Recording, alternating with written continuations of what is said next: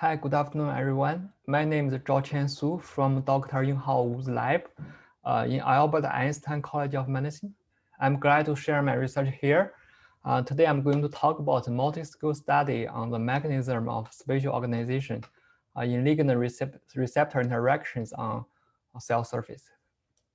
I will use tumor necrosis factor, this TNF superfamily as an example.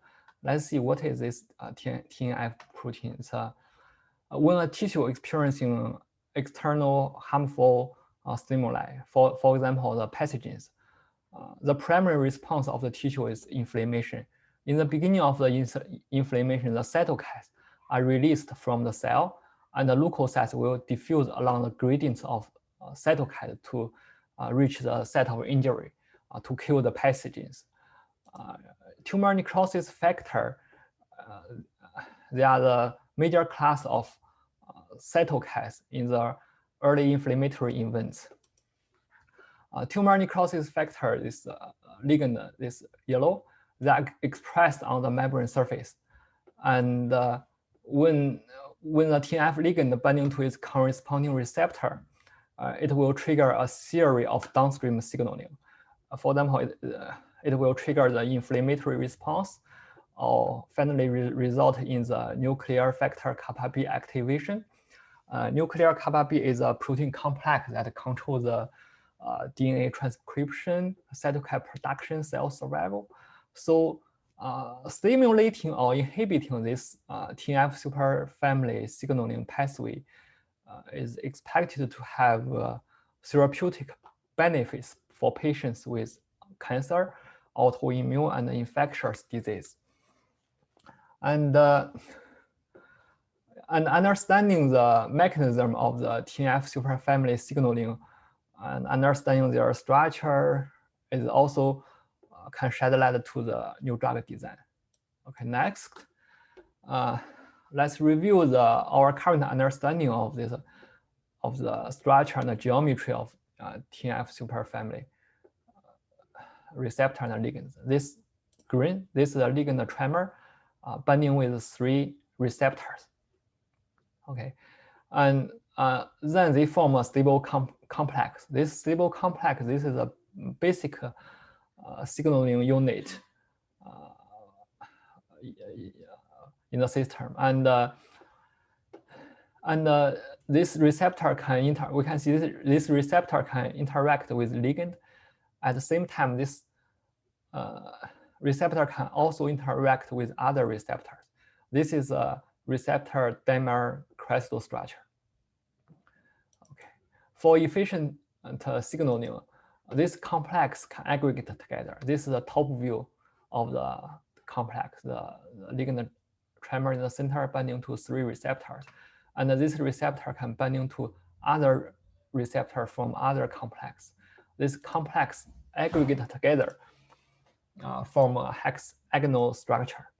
And this hexagonal structure can also aggregate together to form a hexagonal network. This model was presented in the recent years, and people believe that this hexagonal network it have the most efficient way of downstream signaling. But there are many open questions for this hexagonal network. For example, what is the size of this oligomerization?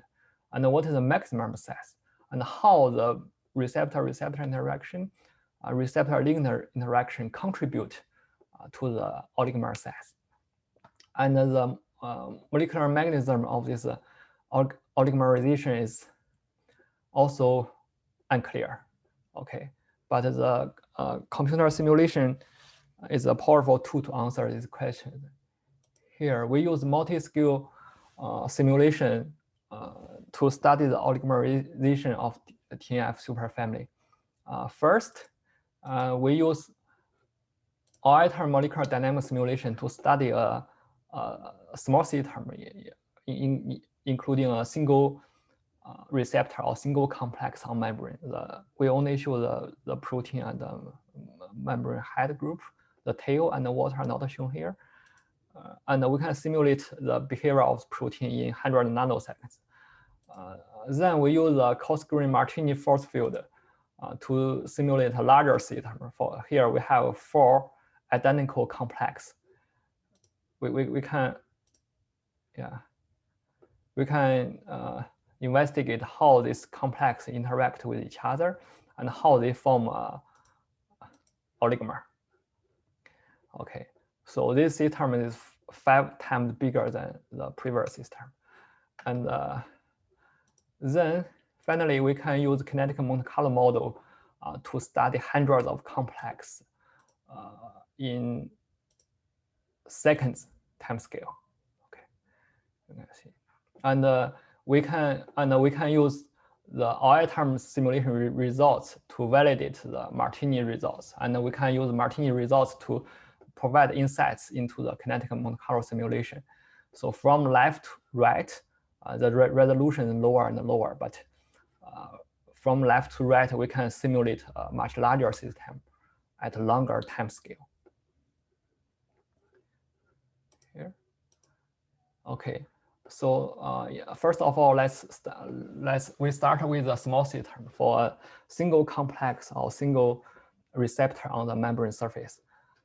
We can see here. Okay, the water and the lipid tail are not shown, and we monitor the tilt angle. The tilt angle defined as the angle between the direction of protein and the z-axis. Okay, we monitor the tilt angle for this single receptor and a single complex.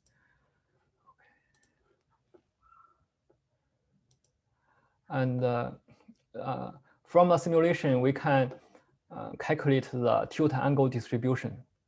Okay, in charm force field, the black line, and in Martini force field, the red. Okay, the dashed line shows the tilt angle distribution of this complex, this ligand bond receptor.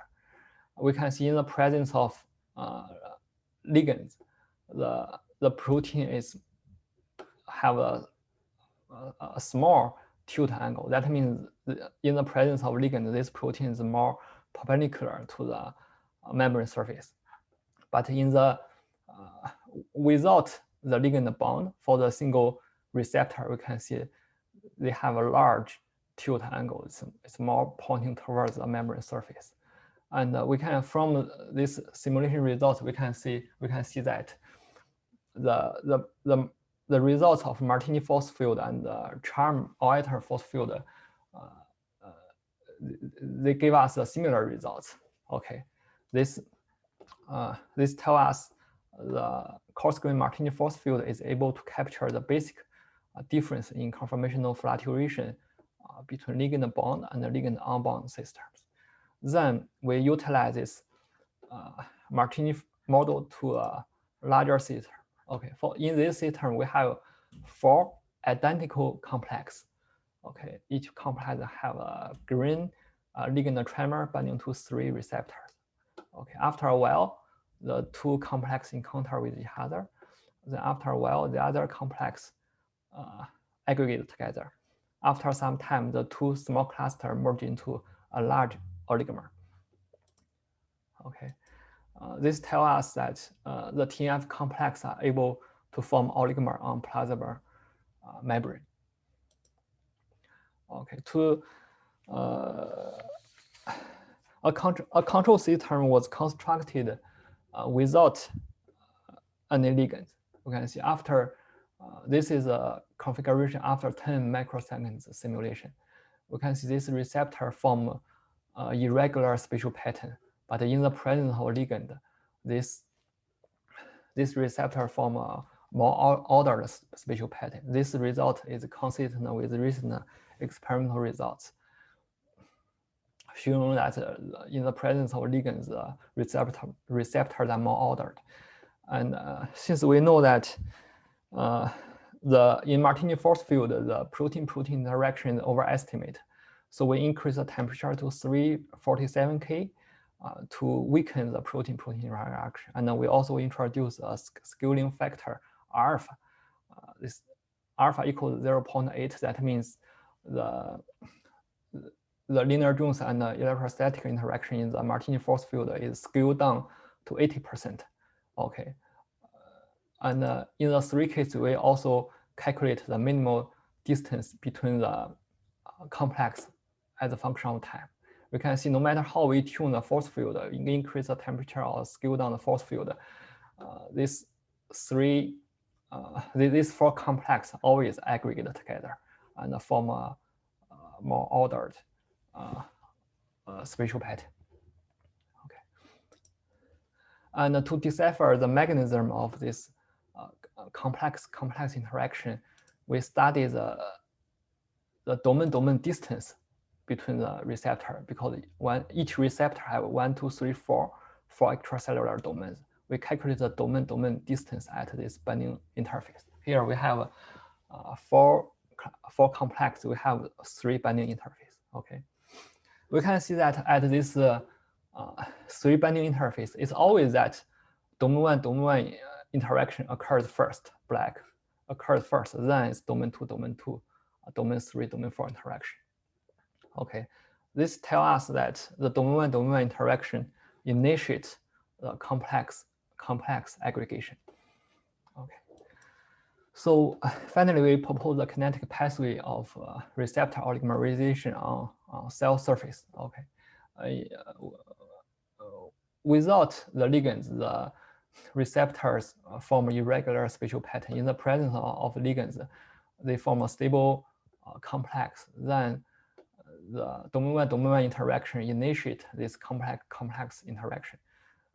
Then it's like a zipper from top to bottom. Then the 2 complex aggregate together. Then they can merge into a larger oligomer. Okay. So next, okay, we are going to use the Kinetic Monte Carlo model to simulate a system with hundreds of complex at a longer time scale. But before we go to this step, I want to give an introduction about the Kinetic Monte Carlo model. I will use cadherin as an example to show this Kinetic Monte Carlo model. Okay. Cadherin are a group of proteins on the membrane surface here, on the cell surface to keep the cells stick together.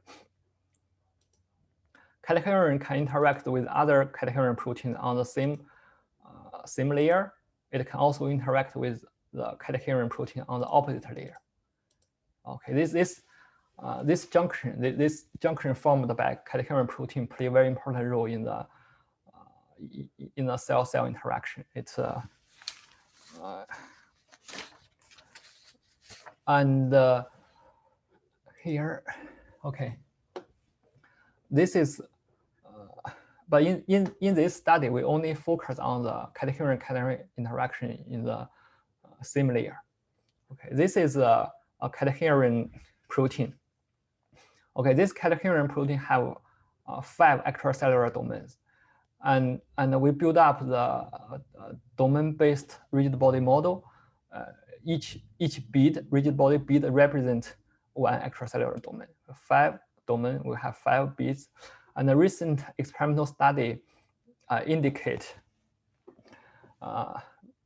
this protein this cadherin interaction have non-specific interaction and a specific interaction. Okay, the specific interaction means they interact with each other through this specific binding site. Non-specific interaction means they interact with each other without the binding site. Because experimentally it's very easy to mutate the residue on the binding site. But even if they mutate this binding site, they still observe this cadherin protein aggregate together. So they call it a non-specific interaction. The problem is that this specific interaction and the non-specific interaction, they are very weak interaction. It's impossible to measure in the experiment.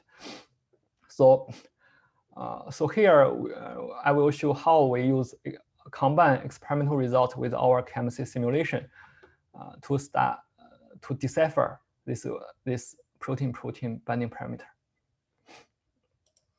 Here, let me demonstrate the simulation.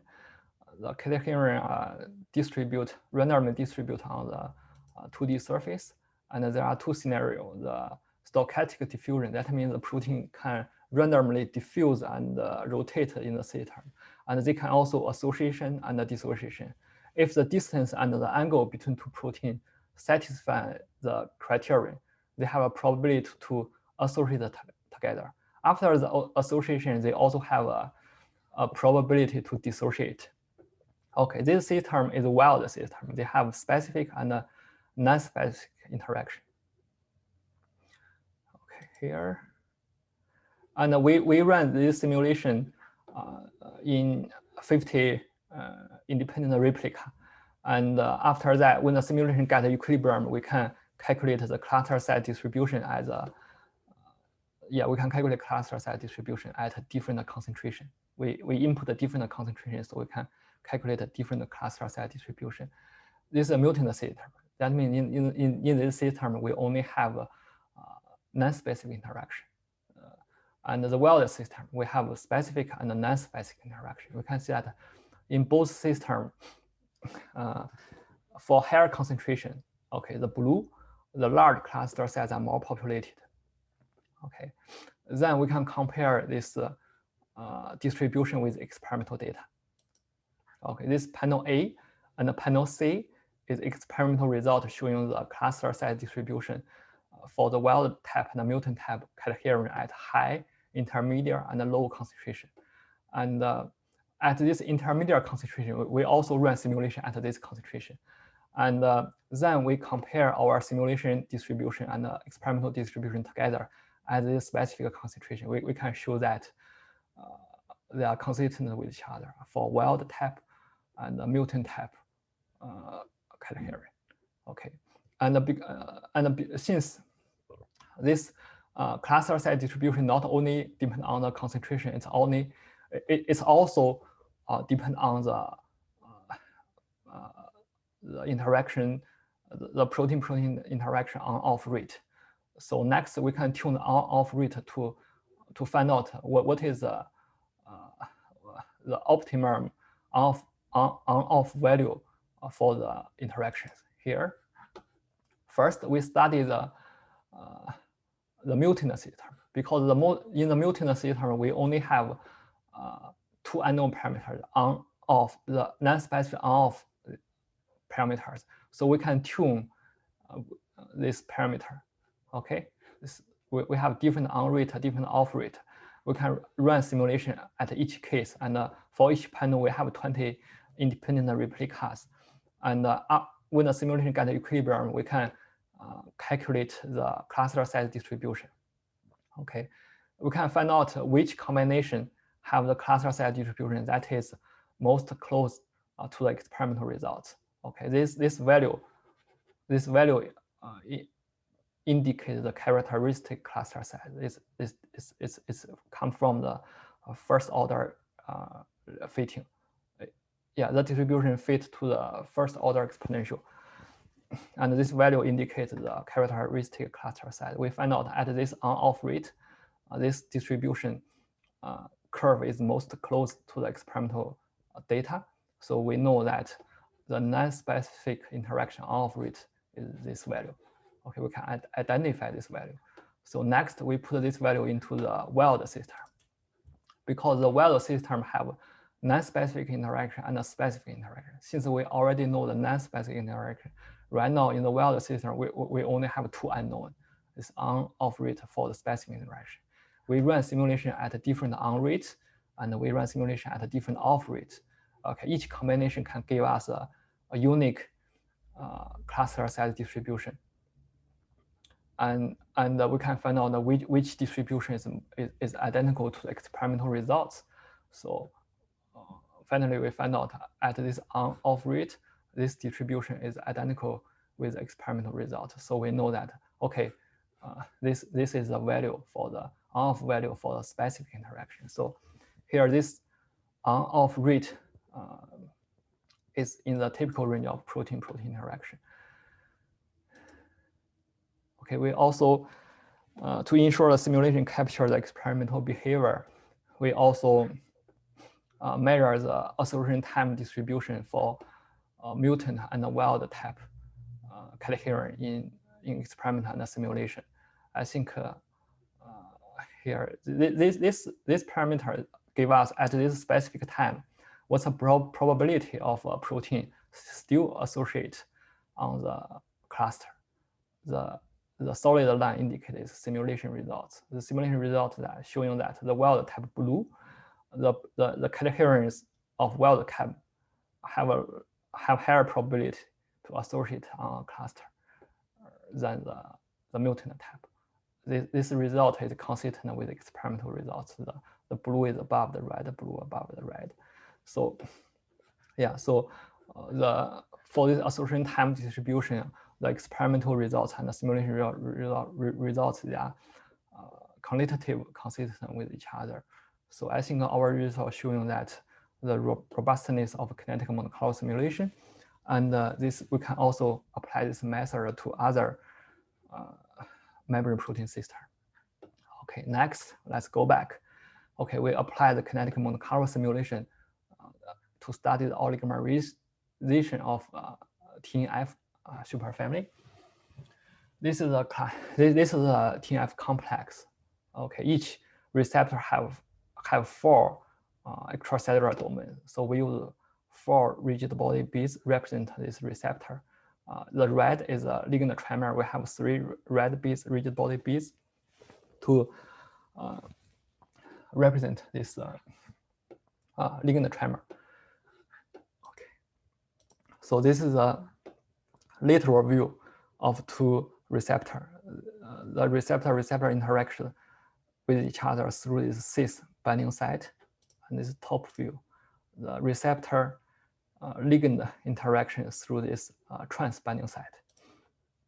And let me demonstrate the simulation. The receptor distribute on the bottom surface, and the ligand can move in the 3D space. Okay, I manually accelerate the movie. We can see finally they can form some hexagonal structure. Okay, this we also have a diffusion in the system, and we also have association and dissociation in the system. Okay, so next we use this simulation. First, we study we want to know the difference between monomer ligand and the trimer ligand. The monomer, we have 2 systems. These 2 systems have identical number of receptors, and they also have identical number of ligands. The only difference is in this system, the ligands are in the form of trimer. This system, the ligands are in the form of monomer. We can monitor the number of trans interaction as a function of time. We can see after some time, okay, the ligand trimer can form more ligand receptor interactions. Well, this is consistent with experimental results showing that the ligand trimer can make the signal transduction more efficient. And we can also study how the cis interaction affect the trans interaction. Okay, this red line is the number of this is the number of trans interaction as a function of time. This black line is a system with cis interaction, with receptor interaction. This red curve is a system without receptor interaction. If we enlarge this part, is here, we can see there is a very clear difference between the 2 systems. This system have receptor interaction. This system have no receptor interaction.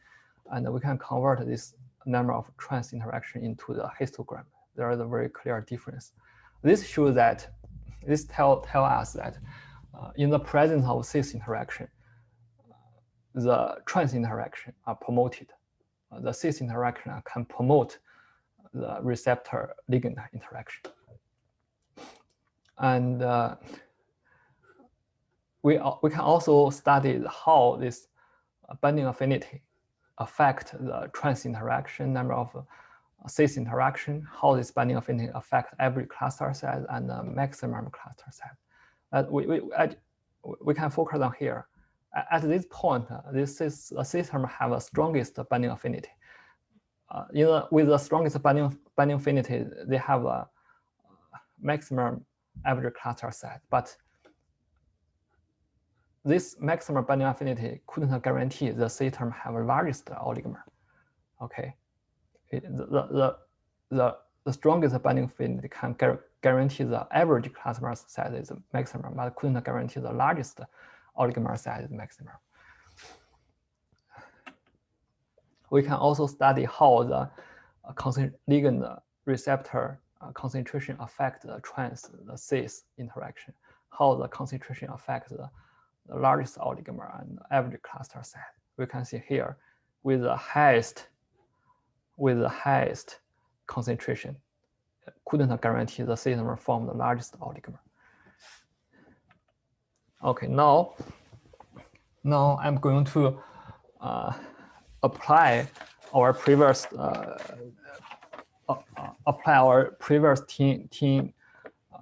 TNF kinetic model to a TNFR1 R2 system, because the TNF superfamily consists of 19 ligands and 29 receptors in human.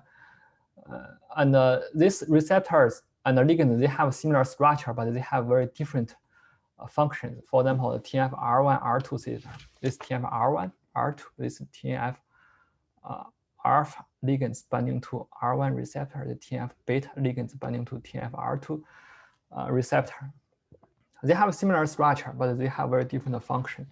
And recent evidence suggests that TNFR1 and R2 can trigger distinct and common signaling pathway.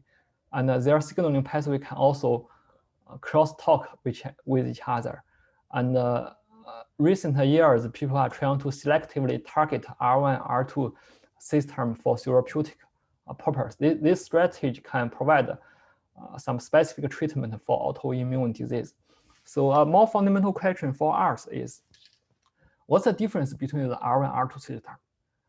How about their oligomer network, hexagonal network? Is there any difference between the network?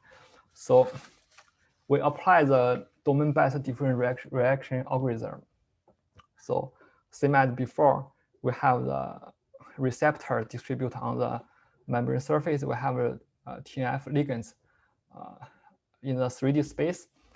And now what we need to know is this binding parameter, this monomeric receptor binding parameter, and this concept, this complex interaction binding parameter. Okay, this is how we find the binding parameter. We use radio-based KMC simulation to find out the 3D on-rate. This is from our previous work. And then from the molecular dynamic simulation, we can study the conformational dynamics of the single receptor on complex on membrane surface, because the membrane will confine the movement of the protein. It will limit the rotational rotational space, the rotational phase space of the protein on the membrane surface. And from the Oiter molecular dynamic simulation, we can compute this translational fluctuation and the rotational fluctuation change, and we can put using this parameter to convert 3D ratio to 2D ratio.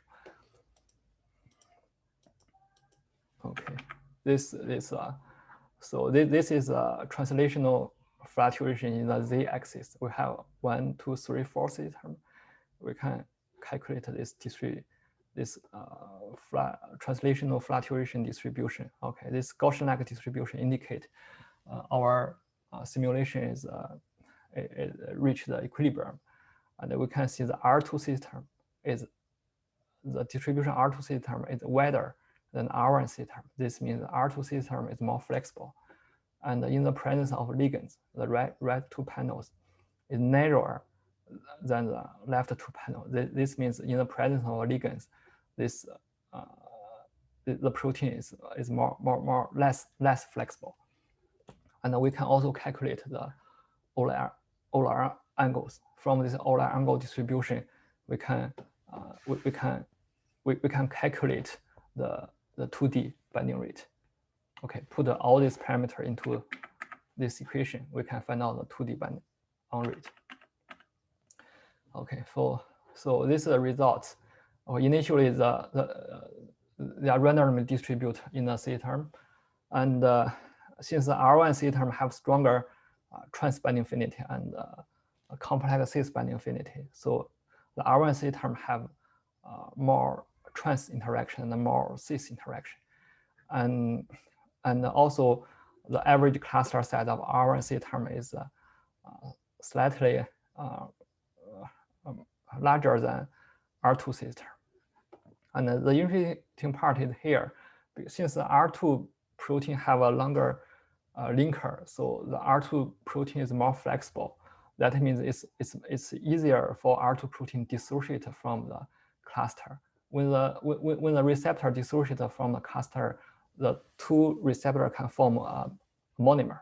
This is a cis interaction between the monomer. We can see in R2 C term there is a low amount of monomer cis interaction, but in the R1 C term there is almost disappear.